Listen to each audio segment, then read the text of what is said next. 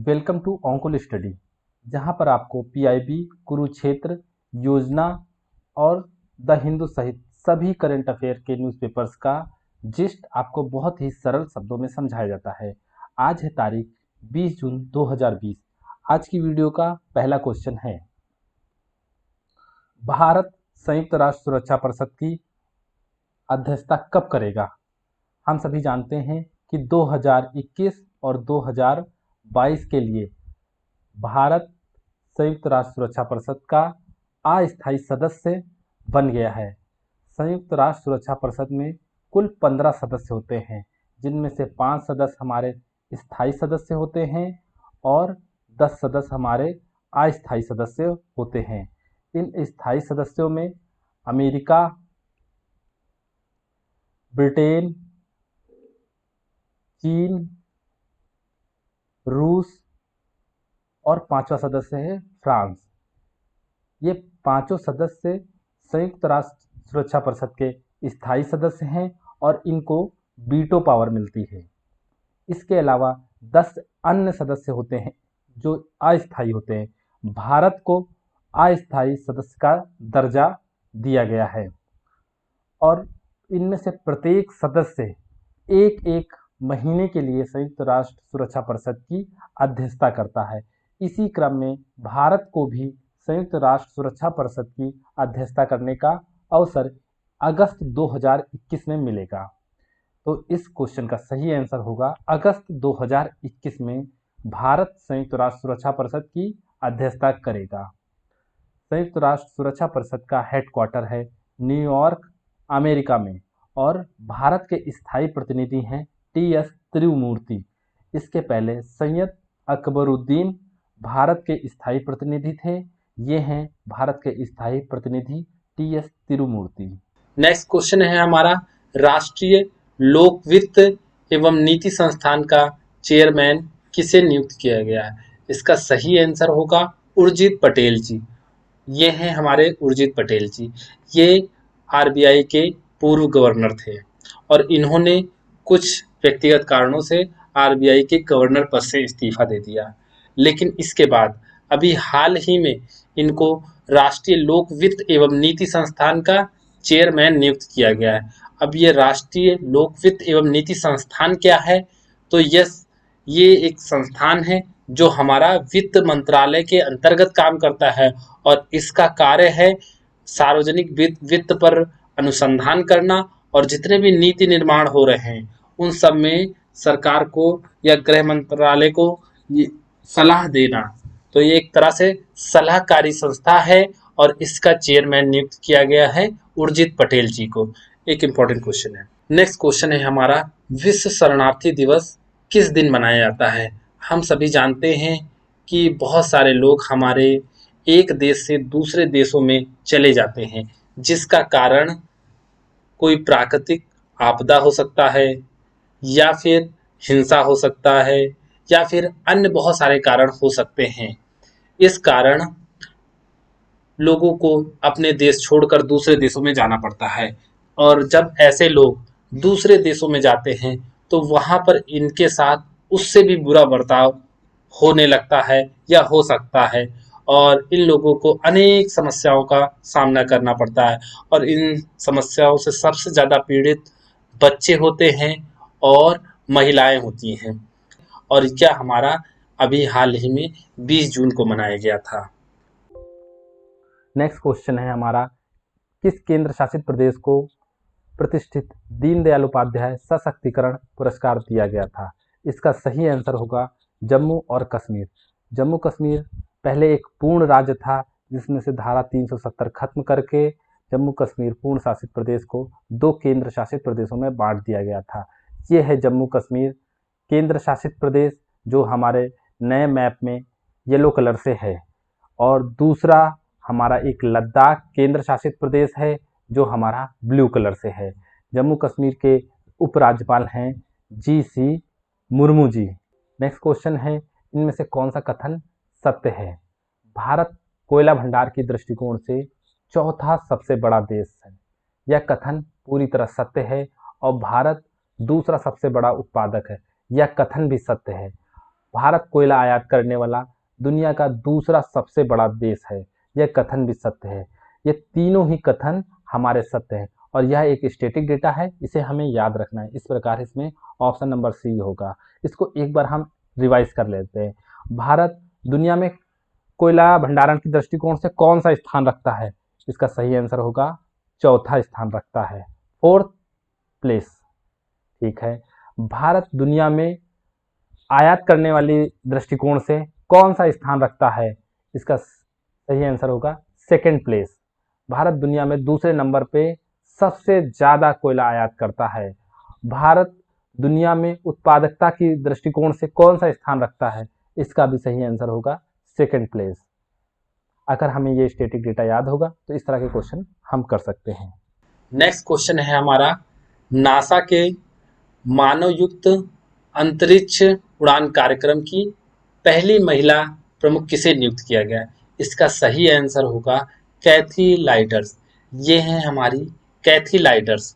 NASA की full form national aeronautics and space administration, या America की और या फिर ये कहें कि पूरे विश्व की सबसे बड़ी संस्था है जो स्पेस के क्षेत्र में काम करती है। और यहीं पर अभी हाल ही में एक भारतीय रंजीत कुमार जी, जिन्हें नासा के विशिष्ट सेवा पदक से सम्मानित किया गया था। नेक्स्ट क्वेश्चन है हमारा, देश की पहली कोविड-19 जांच मोबाइल कार्यशाला का नाम क्या है?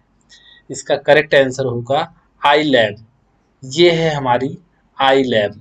ये देखिए फिगर में है, ये एक ट्रक है और ट्रक में ही कोविड-19 जांच के लिए सारे उपकरण रख दिए गए।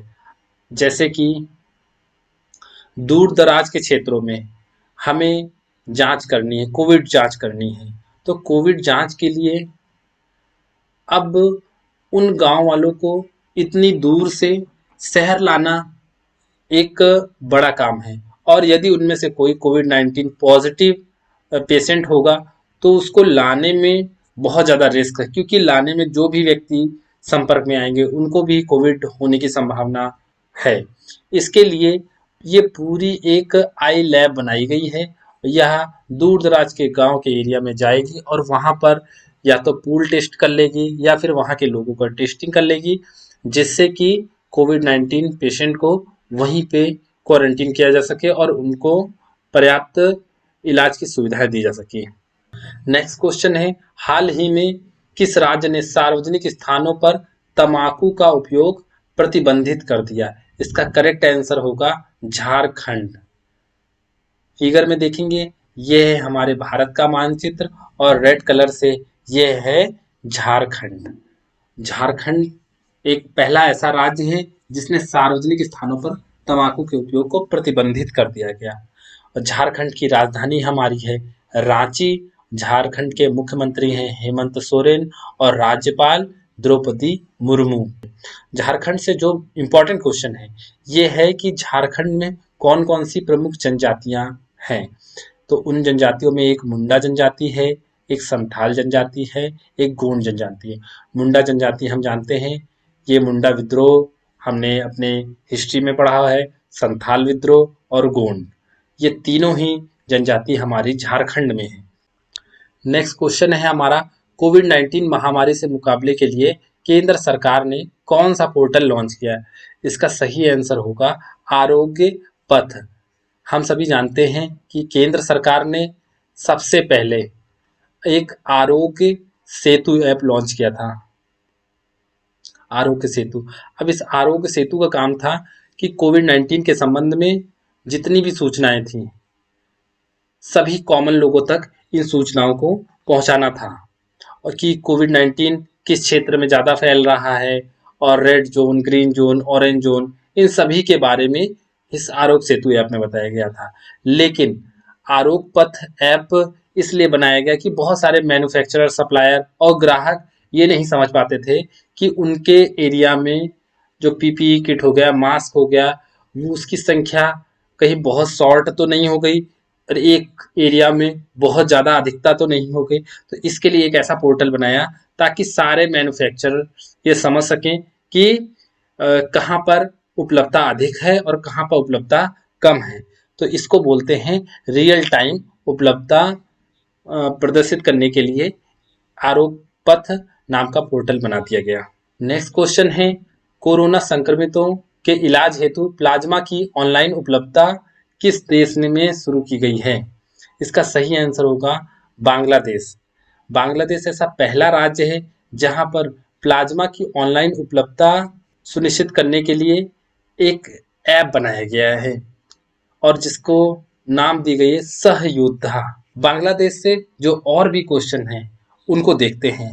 सबसे पहले तो बांग्लादेश की प्रधानमंत्री शेख हसीना जी हैं और बांग्लादेश के राष्ट्रपति हैं वो हैं अब्दुल हमीद, और ये है मैप में हमारा बांग्लादेश। ये देखिए गोले से इसको घेर रखा है, ये है हमारा बांग्लादेश। और भारत के 5 राज्यों की सीमा पश्चिम बंगाल, असम, मेघालय, त्रिपुरा, मिजोरम, इनकी सीमा बांग्लादेश से लगती है। एग्जाम में ये क्वेश्चन इंपॉर्टेंट है। देखिए आप मैप में देख लेते हैं, ये है हमारा पश्चिम बंगाल ब्लू से, ये है हमारा असम येलो से, और ये है ग्रीन हमारा, ये है मेघालय, और ये है हमारा त्रिपुरा ब्लू से, और ये है हमारा मिजोरम। तो इन 5 राज्यों की सीमा बांग्लादेश से लगती है। अच्छा, भारत की सीमा किन किन देशों से लगती है? तो उनमें है बांग्लादेश, चीन, पाकिस्तान, नेपाल, म्यांमार और भूटान, अफगानिस्तान। इन 7 देशों से भारत की सीमा लगती है। अच्छा, एक और क्वेश्चन ये बनता है कि भारत की जो स्थल सीमा है, सबसे लंबी स्थल सीमा किस देश से लगती है? इसका सही आंसर होगा बांग्लादेश। बांग्लादेश से भारत की जो स्थल सीमा है वो लगभग 4096 किलोमीटर है। एक इम्पॉर्टेंट फैक्ट है, इसे हमें याद रखना है। और जो सबसे छोटी सीमा लगती है वो है हमारी अफगानिस्तान। और इस क्रम में हमें याद रखना है, सबसे लंबी सीमा बांग्लादेश, फिर चीन, फिर पाकिस्तान, फिर नेपाल, फिर म्यांमार, फिर भूटान, फिर अफगानिस्तान। आज की वीडियो में हमने जो क्वेश्चंस देखे उनको रिवाइज कर लेते हैं। पहला क्वेश्चन, भारत संयुक्त राष्ट्र सुरक्षा परिषद की अध्यक्षता कब करेगा? भारत 2021 और 2022 के लिए संयुक्त राष्ट्र की अस्थायी सदस्य बन गया है, और भारत अगस्त 2021 में अध्यक्षता करेगा। विश्व शरणार्थी दिवस कब मनाया जाता है? ये हमारा 20 जून को मनाया जाता है। हाल ही में किस केंद्र शासित प्रदेश को दीनदयाल उपाध्याय सशक्तिकरण पुरस्कार दिया गया? इसका सही आंसर होगा जम्मू एंड कश्मीर केंद्र शासित प्रदेश। नासा के मानव युक्त अंतरिक्ष उड़ान कार्यक्रम की पहली महिला किसे नियुक्त किया गया? कैथी लाइडर्स। कैथी लाइडर्स।